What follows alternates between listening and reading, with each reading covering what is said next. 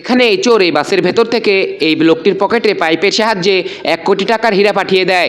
এরপর লোকটি পুলিশ নিয়ে আসে এবং বলে ওই আমার 1 কোটি টাকার হীরা চুরি করেছে। তখন এই লোকটি বলে কি 1 কোটি টাকার হীরা? এরপর পুলিশ লোকটিকে ধরে নিয়ে যাচ্ছিল। তখন লোকটি বলে আরে আমি চুরি করেছি, আপনার কাছে কি কোনো প্রমাণ আছে? পুলিশ বলে না, আমার কাছে তো কোনো প্রমাণ নেই। লোকটি বলে তাহলে আপনি আমাকে কি করে ধরবেন?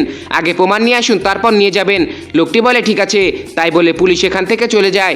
এরপর লোকটি এই লোকটিকে বলে ভাই একটু সাইডে আসুন, আপনার সঙ্গে কিছু কথা আছে।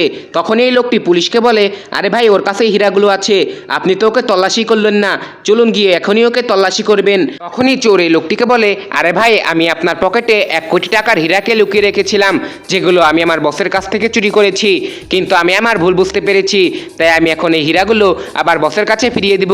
লোকটি বলে কি বলছিস, এখন আমি এগুলো কাউকেই দেবো না, এগুলো আমার। তখনই পুলিশ আসে।